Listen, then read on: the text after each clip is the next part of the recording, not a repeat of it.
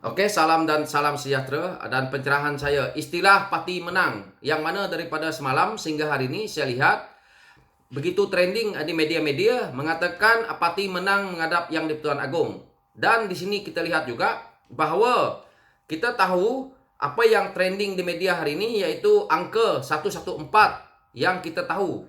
Di sini juga ada kesalahan. Mereka menggunakan istilah pati menang itu tidak bertepatan kerana parti yang datang ke istana untuk menghadap Yang di-Pertuan Agong ini adalah parti yang kalah, yaitu parti UMNO kalah, parti PAS kalah dalam pilihan raya. Jadi tidak layak untuk kita nak mengatakan menggunakan istilah parti menang. Ini juga yang saya lihat berkenaan dengan angka yang mereka katakan yaitu 114. Kerana sudah dititahkan Yang di-Pertuan Agong bahawa ini adalah satu rahsia. Kenapa boleh terbocor? Jelas di sini bahawa mereka-mereka yang nak ke Putrajaya ataupun mereka yang nak mengambil alih pentadbiran kerajaan ini, mereka ini adalah mereka yang gila kuasa. Saya tidak pun merasa dengki dengan apa yang berlaku ini, tetapi daripada apa yang mereka lakukan, jelas mereka terlalu kemaruk dengan kuasa ini yang mana kita tahu. Daripada start Perdana Menteri letak jawatan, kita tahu mereka membuat meeting di mana-mana, saya tak berhenti-berhenti. Sampai ke tengah malam, sampai ke pagi mereka buat meeting. Jadi siapa yang nak menjaga rakyat? Perdana Menteri yang diberi mandat sementara pun sibuk dengan politik ini. Pemimpin-pemimpin ini yang mana sebelum ini mereka menjadi kerajaan, mereka pun masih lagi sibuk dengan kepentingan pribadi. Dengan sedap-sedap pula mereka nak mengatakan mereka ini parti menang. Pada saya, tidak layak mereka digelar sebagai parti menang. Dah jelas-jelas kalah pilihan raya. UMNO kalah. PAS kalah. Sudah ditolak. Barisan Nasional kalah pilihan raya. Tapi hari ini kerana mereka boleh nak membentuk kerajaan, sekiranya betul mereka mendapat mandat, ini adalah bertentangan sebenarnya. Tetapi kerana apa yang berlaku di negara kita ini, yang mana kita lihat apabila ada pembelotan, ada pengkhianatan berlaku, maka ini terjadi kerana kegilaan kuasa ini. Jadi istilah untuk mereka nak menggunakan parti menang menghadap istana itu pada saya jelas-jelas jangan digunakan. Hentikan. Tidak layak untuk mereka ini menggelar diri mereka sebagai parti menang. Kerana jelas kalah. Bawalah ke mahkamah antarabangsa pun jelas juga kalah. Tetapi untuk mereka nak mengambil alih tampuk kepimpinan negara ini, itu jelas tidak salah kerana mereka menggunakan ahli parlimen yang menyokong mereka untuk membentuk kerajaan.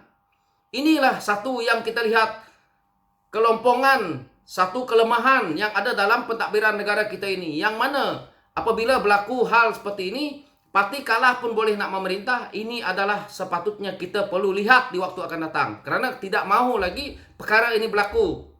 So buat apa kita ada pilihan raya kalau beginilah rentaknya yang ada. Rakyat di bawah ini kecewa.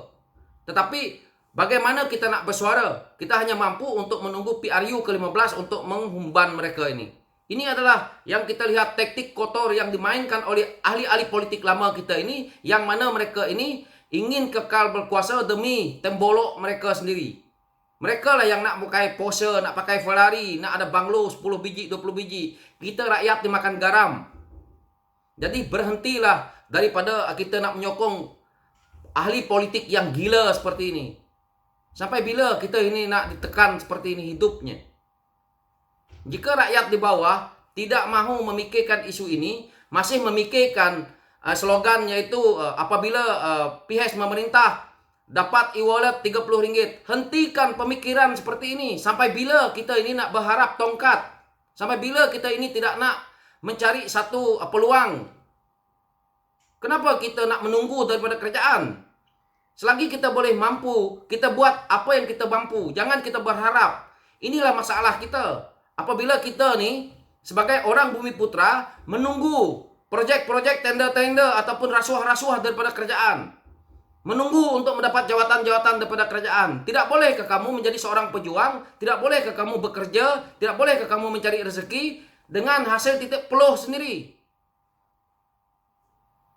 Kenapa ramai orang menyokong kepada Pakatan Harapan ini?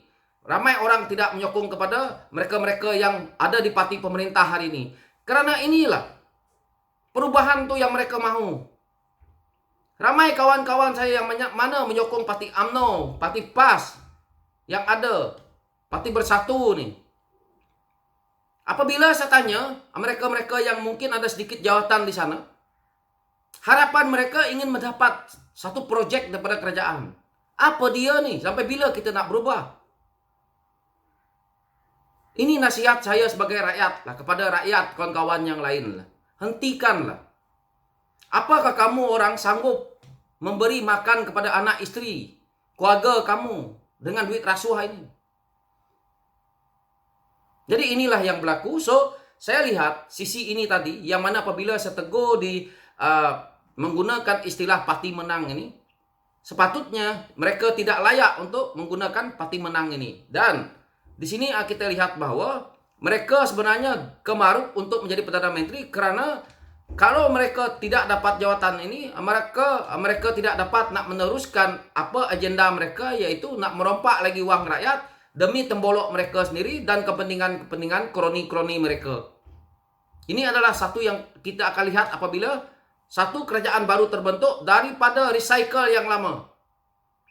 Ini adalah satu yang akan kita juga rasa apabila nanti kita tahu bahwa keadaan ekonomi kita ini parah, yang mana orang yang dicalonkan juga adalah seorang Perdana Menteri yang tidak mempunyai kewibawaan, maka kita akan terjerat di satu kancah politik yang agak panjang sehingga PRU ke-15 nanti.